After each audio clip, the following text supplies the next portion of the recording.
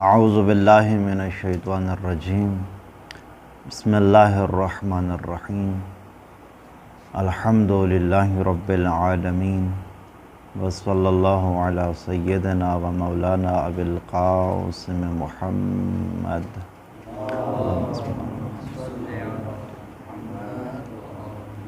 وعلیہ الطیبین الطاہرین المعصومین اما بعد فقد قال اللہ الحکیم بسم اللہ الرحمن الرحیم علمت نفس ما قدمت وأخرت صدق اللہ العلی العظیم۔ برگاہ ملکوتی حضرت علی بن ابی طالب علیہ الصلوۃ والسلام سے قرآن مجید کا ترجمہ اور تفسیر بیان کرنے کی سعادت حاصل کی جا رہی ہے۔ آج کی ہماری گفتگو سورہ انفطار کی آیت نمبر 5 کے بارے میں ہے۔ ارشاد حضرت اہدیت ہوتا ہے علمت نفس ما قدمت و اخرت۔ علی ارشاد ہوتا ہے کہ علمت جان لے گا، کون؟ نفس، ہر ذی روح، ہر صاحب نفس جان لے گا کیا؟ ما قدمت، جو اس نے آگے بڑھایا ہوگا، و اخرت، اور جو اس نے مؤخر کیا ہوگا، جو اس نے پیچھے چھوڑا ہوگا، وہ سب کچھ انسان جان لے گا۔ یہ ارشاد ہو رہا ہے قیامت کا دن جب آئے گا، انسان کا نامہ اعمال کھول دیا جائے گا، تو نامہ اعمال کھل جانے کے بعد انسان نے جو کچھ اپنی آخرت کے لیے مقدم کیا ہوگا وہ بھی انسان جان لے گا، اور مرنے کے بعد جو کچھ اس نے چھوڑا ہوگا وہ بھی انسان جان لے گا۔ تو سرکار صادق آل محمد علیہ الصلوۃ والسلام، اللہم صلی علی محمد وعلی محمد وعجل فرجہ، ایک حدیث میں ارشاد فرماتے ہیں کہ لیس یتبع الرجل بعد موتہ من العجر الا ثلاث خصال صدقۃ اجراہا فی حیاتہ فہی تجری بعد موتہ، کہ انسان کی موت کے بعد اس کے اعمال کی کتاب بند کر دی جاتی ہے، اسے سزا جزا نہیں ملتی ہے، مگر 3 طریقے ایسے ہیں کہ جن 3 طریقوں کے ذریعے انسان کو مرنے کے بعد بھی اس کے اعمال کی جزا ملتی رہتی ہے۔ پہلا طریقہ سرکار صادق محمد علیہ الصلوۃ والسلام نے ارشاد فرمایا، وہ صدقہ جو اس کی موت کے بعد جاری رہے، جو صدقہ وہ چھوڑ کے جا رہا ہے، جو عبادات کے مقامات یا ایسی چیزیں کہ جن سے اس کی موت کے بعد بھی فائدہ اٹھایا جاتا رہا ہے، تو اب وہ شخص جو بنانے والا تھا، جو بنیاد رکھنے والا تھا، وہ دنیا سے چلا گیا ہے، اس کے مرنے کے بعد اس کے صدقے سے جو فائدہ اٹھایا جا رہا ہے اس کا ثواب جیسے کام کرنے والوں کو ملے گا، اسی طرح اس بنیاد رکھنے والے کو بھی ثواب ملے گا۔ دوسری چیز سرکار نے فرمایا، سنت خدن سناہا فہی تعمل بہا بعد موتہ، وہ ہدایت بھری سنت جس پر اس کی موت کے بعد بھی عمل کیا جاتا رہا ہے۔ ایک انسان ایسی چیز چھوڑ کے گیا ہے، ایک ایسی کتاب چھوڑ کر چلا گیا ہے کہ جس کتاب کے اندر ہدایت کی باتیں موجود ہیں، تو اس کتاب سے جیسے جیسے استفادہ کیا جاتا رہے گا تو مرنے والے کو بھی ثواب ایسے ہی ملے گا جس طرح اس کتاب کو پڑھنے والے کو ثواب ملے گا۔ تیسری بات سرکار نے فرمایا، وَوَلَدٌ صَالِحٌ يَسْتَغْفِرُ لَهُ، تیسری وہ چیز کہ جو انسان کو موت کے بعد بھی فائدہ پہنچاتی ہے، وہ نیک بیٹا ہے جو اس کے لیے استغفار کرتا ہے، تو اس کا ثواب بھی باپ کے نامہ اعمال میں درج کیا جاتا رہے گا۔ باپ دنیا سے چلا گیا ہے، بیٹا بارگاہ اہدیت میں دعا کرتا ہے، ربنا اغفر لی ولی والدی، میرا اللہ مجھے بھی بخش دے، میرے والدین کو بھی بخش دے، تو اب اس استغفار کا، اس بخشش کا ثواب جو ہے وہ والد تک پہنچے گا، اور اس کی دعا مستجاب ہوگی تو اللہ تعالیٰ کی ذات اس کے والد کو بخش دے گی۔ ایک اور حدیث میں معصوم نے 6 چیزوں کا تذکرہ فرمایا ہے کہ معصوم نے فرمایا جو صاحبان ایمان اس دنیا سے چلے جاتے ہیں تو 6 چیزیں ایسی ہیں کہ جو مرنے کے بعد بھی انسان کے کام آتی ہیں۔ پہلی چیز نیک بیٹا، دوسری چیز قرآن مجید جس کی مرنے والا تلاوت کرتا رہا، اپنی زندگی میں وہ اس قرآن مجید کی تلاوت کرتا رہا ہے، اب اس کے مرنے کے بعد اس کی اولاد ہے، اس کے بیٹے ہیں، اس کی بیٹیاں ہیں، اس کے رشتہ دار ہیں، اس قرآن مجید کو جیسے پڑھیں گے، جس طرح پڑھنے والوں کو ثواب ملے گا، اسی طرح اس مرنے والے کو بھی ثواب ملے گا جو اس قرآن مجید کو چھوڑ کر دنیا سے چل بسا ہے۔ تیسری چیز وہ کنواں جو اس نے کھودا تھا، پانی کے لیے ایک کنواں تھا جو اس نے کھودا تھا، اب اس پانی والے کنویں سے جیسے جیسے لوگ استفادہ کرتے رہیں گے، پانی پئیں گے، تو جس طرح اس مرنے والے نے اس نیک کام کے لیے اس کنویں کو کھودا تھا، اسی طرح جو اس پانی والے کنویں سے لوگ استفادہ کریں گے، پانی پئیں گے، اس بندے کو بھی ثواب ملے گا جس نے اس کنویں کی بنیاد رکھی تھی۔ نمبر 4، وہ درخت جو اس نے لگایا تھا، درخت موجود ہے، لوگ اس کے سائے سے مستفید ہو رہے ہیں، تو اس مرنے والے کو بھی اس کا ثواب ملے گا۔ نمبر 5، پانی مہیا کرنا، کنواں نہیں بنایا، مطلب کوئی ایسا واٹر پمپ لگا دیا ہے، کوئی ایسی چیز لگا دی ہے کہ جس کے ذریعے لوگوں تک پانی مہیا کیا جاتا رہے۔ مثال کے طور پر کوئی اچھی سی ٹینکی ہے جو ایک برسر راہ جو ہے جہاں پر لوگ اترتے ہیں، مسافر بیٹھتے ہیں، وہاں پر اس نے ٹینکی وہ رکھوا دی ہے اور اس ٹینکی سے لوگ پانی پی رہے ہیں، تو اس پانی مہیا کرنے والے کو بھی اس پانی پلانے کا ثواب ملتا رہے گا۔ نمبر 6، وہ اچھی سنت حسنہ جو اس کے بعد میدان عمل میں باقی رہ جائے، ایک ایسی اچھی کاوش، ایک ایسا اچھا مدرسہ، ایک ایسی اچھی درس گاہ چھوڑ کر چلا گیا ہے کہ جس سے لوگ ابھی تک ہدایت حاصل کر رہے ہیں، فیض حاصل کر رہے ہیں، تو اس مرنے والے کو بھی اس کا ثواب ملے گا۔ قرآن مجید کی آیت میں بات ہوئی ہے کہ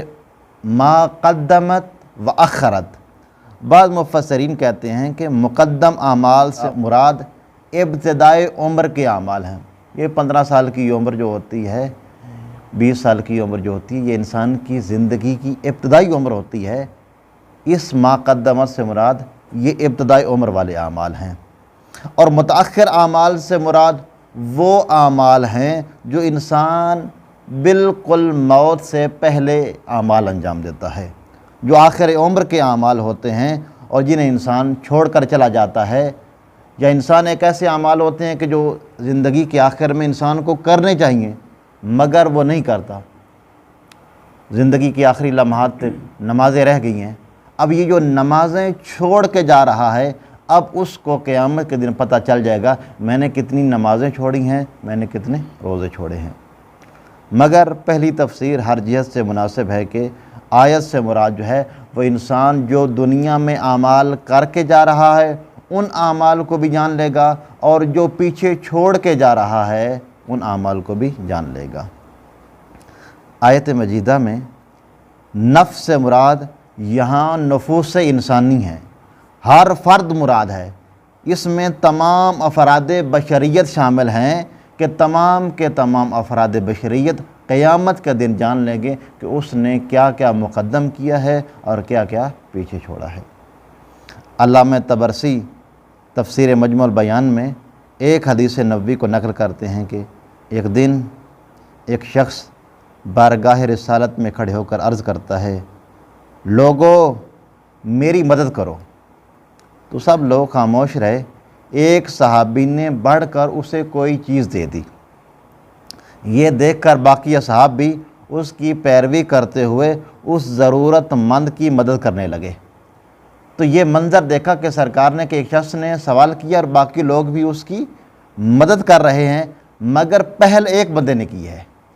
تو یہ دیکھ کر ہادی الامم سید الرسل محمد مصطفیٰ صلی اللہ علیہ وآلہ وسلم، اللہم صلی علی محمد وعلی محمد، سرکار نے ارشاد فرمایا، من استنا خیرن فاستنا بہی فلہ اجرہ ومثل اجور من اتبعہ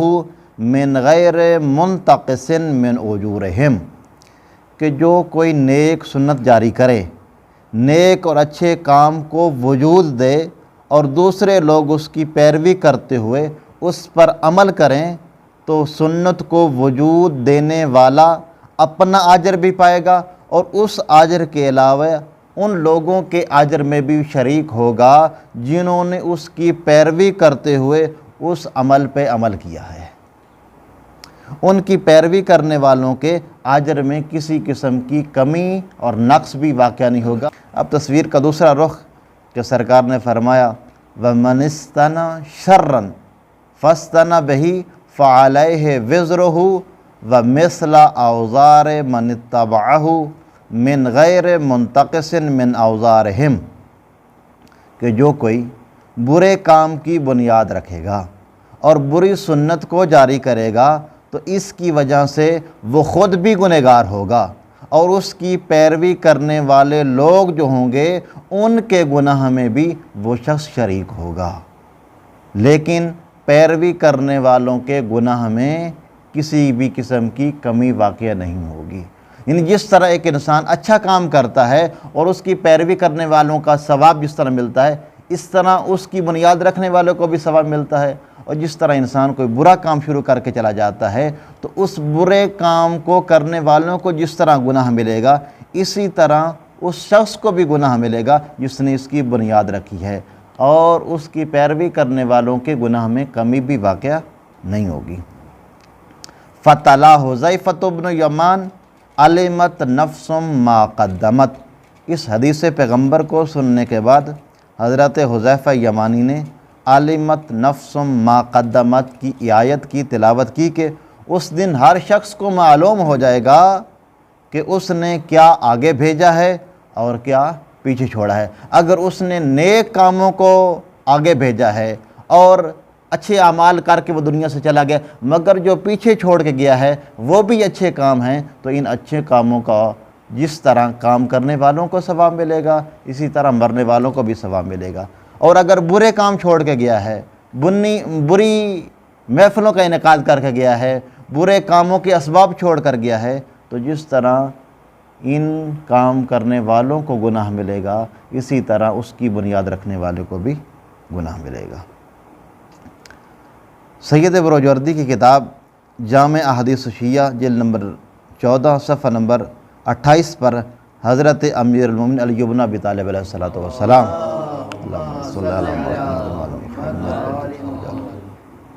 ایک بڑی خوبصورت حدیث موجود ہے۔ مولا جہان نے ارشاد فرمایا لم یمت من ترک افعالا یقتدی بہا من الخیر، کہ جو شخص نیک کام چھوڑ کر گیا ہے اور اس نیک کام پر لوگ عمل پیرا بھی ہیں تو اس کی بنیاد رکھنے والا شخص مرا نہیں ہے، بلکہ نیک کاموں کی صورت میں وہ انسان آج بھی زندہ ہے۔ پھر سرکار نے ارشاد فرمایا وَمَن نَشَرَ حِکْمَةً ذُکِرَ بِہَا، اور جو شخص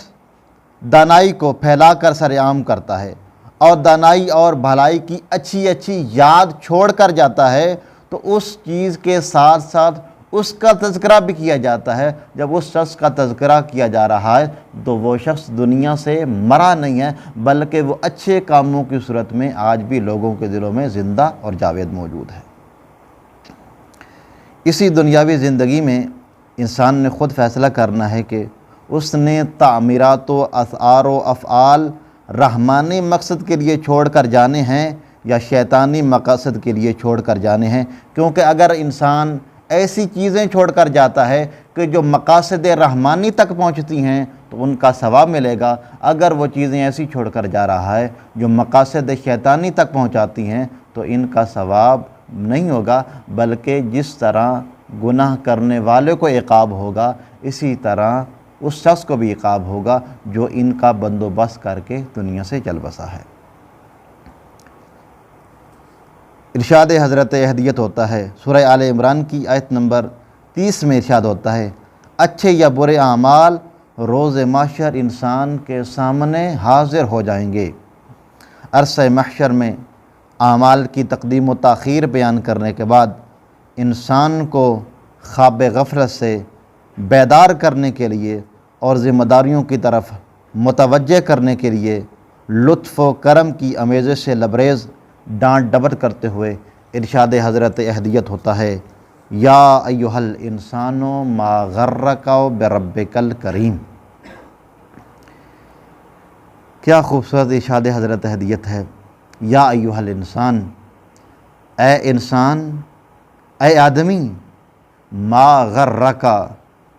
کس چیز نے تجھے دھوکہ و فریب دیا، ما غرک، کس چیز نے تجھے دھوکہ و فریب دیا، بے ربک، تیرے پروردگار کے بارے میں۔ اس پروردگار کی صفت کیا ہے؟ الکریم، جو لطف و کرم فرمانے والا ہے۔ کیا خوبصورت ارشاد ہے کہ اے انسان، لطف و کرم کرنے والے تیرے پروردگار کے بارے میں تجھے کس چیز نے دھوکے میں مبتلا کر دیا ہے۔ اللہ نے حضرت انسان کو تمام موجودات ہستی پر فضیلت بخشی ہے۔ رب کریم نے اسے اپنی رحمت کے سائبان عطا فرمائے ہیں۔ اس کی تربیت و تکامل کا ذمہ دار ہے وہ اللہ۔ اس نے ذمہ لیا ہوا ہے، اپنے تقاضۂ کرم سے اسے اپنے دسترخوان نعمت پر جگہ دی ہے اور اسے اپنی تمام مادی و معنوی نعمات سے سرفراز فرمایا ہے۔ ان نعمات کی فراوانی پر کوئی طلب اجر نہیں کیا ہے، کسی اجر کی بھی اس خالق نے توقع نہیں رکھی ہے، حتیٰ کہ وہ انسان کی خطاؤں سے بھی چشم پوشی کرتا ہے، پردہ پوشی کرتا ہے۔ انسان کی خطاؤں پر وہ اللہ کی ذات پردہ ڈالتی ہے اور اپنے لطف و کرم سے اسے مورد عفو و بخشش قرار دیتا ہے۔ کیا یہ مناسب ہے کہ نعمات و رحمات و کرامات الہیہ کے لباس میں ملبوس انسان اپنے کریم پروردگار کے مقابلے میں جسارت و غرور سے کام لے؟ اور اسے غفلت برتتے ایسا نہیں کرنا چاہیے، اسے ایسا نہیں کرنا چاہیے، مگر عالم یہ ہو رہا ہے کہ انسان اپنے پروردگار کے سامنے غرور و تکبر کا شکار ہے۔ دعا ہے کہ محمد و اہل بیت محمد کا خالق ہمیں قرآن مجید کو پڑھنے اور اس پر عمل پیرا ہونے کی توفیق مرحمت فرمائے۔ اللہم صلی علی محمد و آل محمد وعجل فرج عالم۔